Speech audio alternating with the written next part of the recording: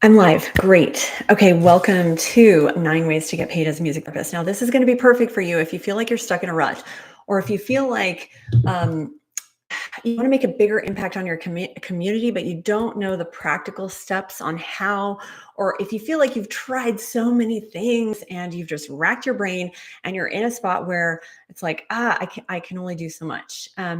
Whatever it is, then you are in the right spots because we're going to get these creative juices going. And one thing I love about being a music therapist, there are lots of annoying things, I know. But one thing I love about being a music therapist is that because we're such a unique outlier of a field, we have this force function in our professional work world. We are forced to find creative ways for funding to come through, to open up the floodgates for funding. And so I'm going to just share a few that I have personally experienced in my private practice, but I'm also going to share a few that other people I've learned from other music therapy business owners. And so that is part of my mission to help music therapists become leaders in healthcare, is to study how music therapists do this. How do other music therapists in the United States or in the world, around the globe, how do they create a successful, thriving career? How do they set it up to where they're actually hiring staff and even hiring non-music therapists as support staff? So some things I've learned. Um, one way is obviously private pay. Now, private pay to me is kind of a really solid choice, because if you have like 50 private pay clients, and let's say one of them decides that they're going to cut their funding, well, then you still have 49 of your clients, right? And that's not true if your funding is all coming from one source. So part of the reason I love private pay, and I love, just working with either, it could be older adults, living communities, retirement communities, or it could be various levels of care within older adults, within Alzheimer's, dementia. Each one of those organizations is considered a private pay client if they're working it into their operating budget. Now, another way and another type of private pay client would be like a kiddo who has an IEP, but they're working outside of the school. They've hired you as a music therapist outside of the school work in order to help their kiddo reach their goals. Okay, so that's maybe one family is paying you privately with cash. So that's another private pay option. Lots of private pay options, because really when you are working with one organization or 50 organizations, and you're working with 50 different families who are all private pay, paying cash, then you're in a really good position, okay? Because what you want to do with your business is you want to fortify it as much as possible. So when the economy has a downturn, then you want to know that 90% of your clients are going to stay on. Maybe 10% are going to cut their funding or reduce their reimbursement or whatever, but at least you have that 90% of your business still intact so that you can continue to pay your employees. Okay. So private pay is a big one. And like I say, I considered, when I had 50 private pay clients who were all older adult facilities, I considered them all to be private pay because they worked it into their operating budget. Whenever the organization is working it into your operating budget, then that's a pretty solid plan. Like if you're contracting at a hospital, for example, and you have 5 hours on this unit, 5 hours, 5 hours over on maternity, 5 hours over on rehab, then you might be able to consider those two separate units, two separate private pay clients. So for example, because if maternity says, okay, we got to cut our funding due to this reason, then you can say, okay, but I still have the rehab hours, right? Sometimes they work together in whether they expand or contract their budgets. And sometimes they work completely separately because maybe the funding for each of those comes from different places. Maybe maternity is getting their funding for music therapy through their nonprofit arm of the hospital, whereas rehab is getting their reimbursement that they, where they are able to work music therapy into the budget through Medicare. So private pay is a really, really solid funding source. Okay. Another way to get paid. That's number one, private pay. Number two, let's talk about insurance reimbursement. Now, a long time ago when music therapy ed first became open, like 13 years ago, one of actually our very first class that we ever promoted was called private insurance reimbursement. Now, since then I've learned that it's quite tough to be successful in this, but I know that some people are doing it.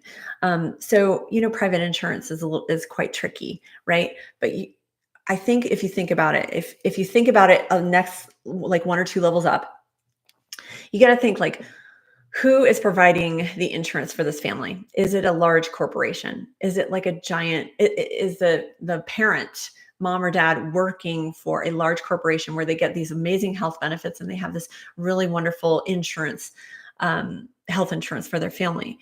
And if so, then you'd probably have better luck. I mean, hands down, you'd have better luck than if you're working with families on Marketplace. Okay. And I am a Marketplace subscriber. Our family health insurance is through Marketplace because I'm self-employed and that's what is easiest for us.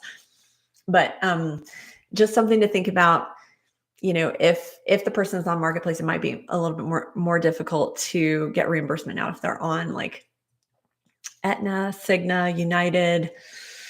Some people actually have success with it and other people don't. Now I'll tell you a different way to get reimbursement funding through private insurance companies is by tacking music therapy onto a super bill. And there is a company that is across multiple states. This company is called Cortica, and they hire full-time music therapists on their staff. And the reason they're able to afford to pay music therapists on their staff is because they tack music therapy services onto a super bill through these families' insurance companies. And in that super bill is included several other services. So then the insurance company reimburses Cortica. Cortica is able to provide these amazing full-time music therapy positions with full health benefits and 401k matching and all this amazing stuff. So private insurance, there are really two. There's two under here. So we got private insurance direct through the family, and then we've got private insurance through a super bill. Okay, so now we've covered 3 ways to get paid so far: private pay, private insurance through the family, private insurance through a super bill. A 4th way to get paid: Medicaid waivers. And so Medicaid waivers, if you are in one of those lucky states, then I can tell you that Illinois' Medicaid waiver pays over $100 an hour. So you are in luck. In Illinois, you're doing great. You're swimming along just fine. In other states like Indiana, Medicaid waiver reimbursement, and this is all public information, Medicaid reimbursement is more like $65 an hour. And then you charge per unit, like usually it's every 15 minutes that you charge Medicaid for the services provided. And so this is something to consider. Again, if you're in those handful, maybe 10 states in the United States, something like that, have a Medicaid waiver. They all have various different names. A lot of times children's hospices will get paid through the state-funded Medicaid waiver because there's a special Medicaid waiver just for children at end of life, and it comes through the federal government, and it's got a whole particular name to it and everything. So that's a little bit separate. But if you're working with children's palliative care or children's hospice, then you'll know that the funding likely comes through the Medicaid program that is provided from the federal government. So Medicaid waiver, what you need to do is you need to apply to become a provider. Now, if you don't want to be a provider of Medicaid, then you can be a contractor through through somebody who is already a provider. And that could be an easier way if you don't want to deal with paperwork. Okay. So another way to get paid as a music therapist, I'm going to talk about local foundations. And so every locality is different. Every little city, municipality, little county is different the way they operate with their nonprofits. If you're part of a metropolis, if you're part of like a major metropolitan area in the United States, then you will likely have more resources, and there will likely be more local foundations who are able to provide funding for your services. These foundations typically provide services for the people you want to serve already. So think about, who do you want to serve? Do you want to serve people with Alzheimer's dementia? Do you want to serve kids, neurodivergent kids? Do you want to serve in mental health? Do you really get specific about who you want to serve, who you want to like pinpoint as the apple of your eye in your business first, and then go from there. And so you want to go to make phone calls or send emails or visit various locations that may be close to you, that have the resource of and a list of the local foundations. Now, sometimes these local foundations are provided for by affluent families. And so these affluent families set up a foundation in order to support these particular clients in these particular settings. So you want to start there and see what you can find. It is a lot of just outreach, and see what comes back to you. You are going to get rejected. You are going to get ghosted. You are going to get ignored 90% of the time. And then for another 5% of the time, people are going to roll their eyes and think you're, not take you seriously. And then for that 5%, it's going to be so worth it, because within that 5% of people who are responsive and people who are willing to listen, people who are willing to give you presentation time or workshop time, in that 5% of your outreach will be your biggest cheerleaders, who will then connect you to this and this and this and this. Okay. So part of this is really just putting yourself out there and offering to do presentations. Now, let's talk about small local nonprofits. Now, a nonprofit can be started by anyone who is willing to just donate their time. And I'm going to tell you, there are a lot of people who maybe they're a stay-at-home parent, or maybe they're retired and they want to donate their time to some kind of worthy cause. And so for me in my private practice, for example, sure, we got funded. We were a contractor through a provider in the charter schools. Okay. But then for whatever part of our rate wasn't able to be covered by the charter schools, then we were supplemented by a small local nonprofit. And we just got on the vendor list. And then after being on the vendor list, we were able to get the reimbursement and match our rates. So something to look into. This is, again, it's part of this is just networking and meeting people, shaking hands, going to meetings, talking to people. Okay, another option is finding local scholarships. So what you want to do is you want to determine, like, who are you serving? Who do you want to serve? And look at the broad base of people within that setting. Where are they getting funding for all their other services? Where are they getting funding for everything else that they're involved in?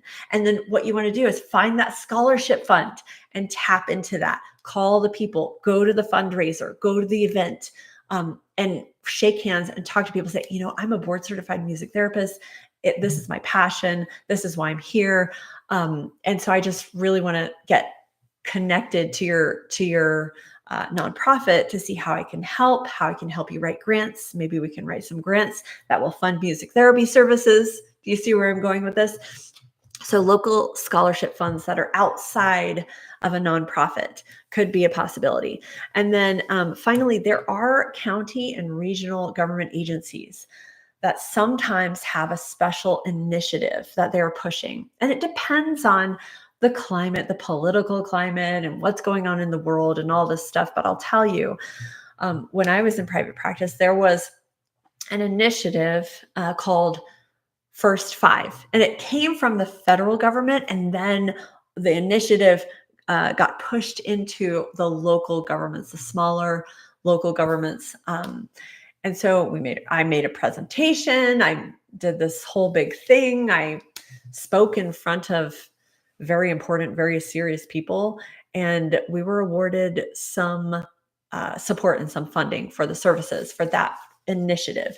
So again, the only way you'll find out about whatever government initiatives are going on in your smaller governments The only way to find out is to network and talk to people and ask people and get real intimate with people who are in your community that you can learn from. Okay.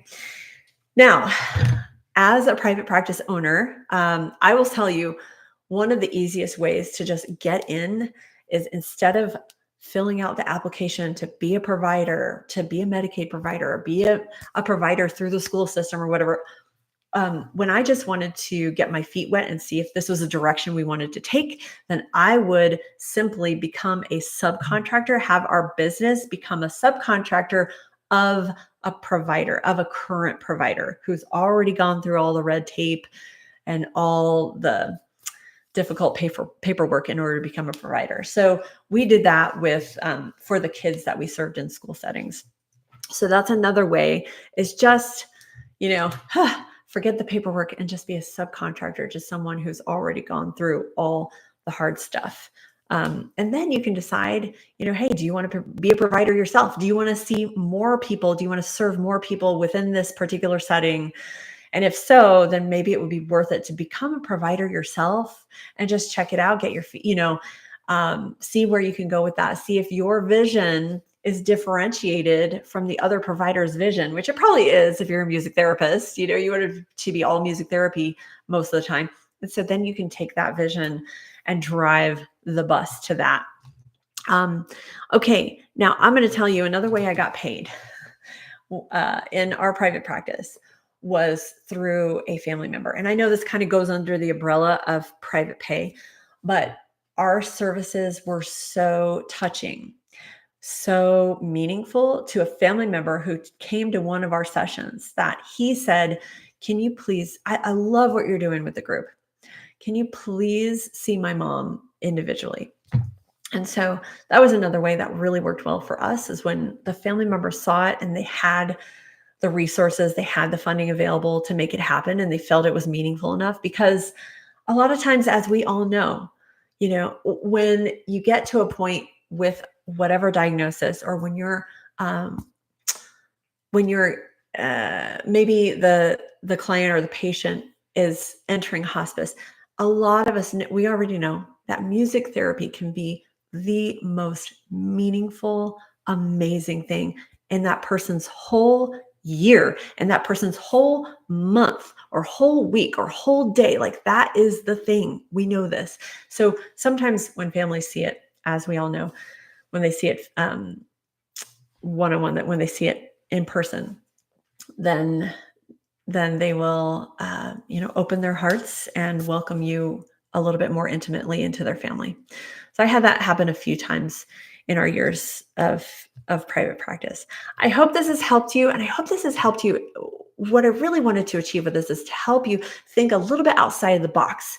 We are such creative beings. Music therapists, we are able to take a song and personalize it for our clients. So surely we can just think a little bit outside of the box, outside of wherever you're stuck, wherever you're like, oh my gosh, I've tried this and I've tried this and I've tried this other thing over here. Try making phone calls over here. I realize that people rarely pick up the phone these days, but if you can call and make a meaningful message that can leave an imprint in that person, really make an impression on the person you're talking to, then they might give you some time. The other option is to just walk into the office and then set up a meeting time, or walk into their office and say, hey, do you have about 10 minutes? I want to tell you about something that is evidence-based, that can be really effective. And we'd just love to see if this would be a good fit for your organization. So I think I've said this before in some other videos. It's like there are levels of intimacy. If you can catch people in person in real time, that is the highest level of intimacy. If you're going to send an email, that's the lowest level of intimacy. So don't expect someone to be all gaga about you if you don't only sent one email and you never heard anything back. You got to try again. If email doesn't work, then you want to try calling. Calling doesn't work, maybe you can come in person and just say, hi, can I set up a meeting with you? Or if that doesn't work, then maybe you want to talk to someone who knows that person to say, hey, is there any way you can get this person to call me back? So Lots of ways to get there. Many paths lead us home. And I'm wishing you the best of luck. Be well, feel good, and make music. Until next time.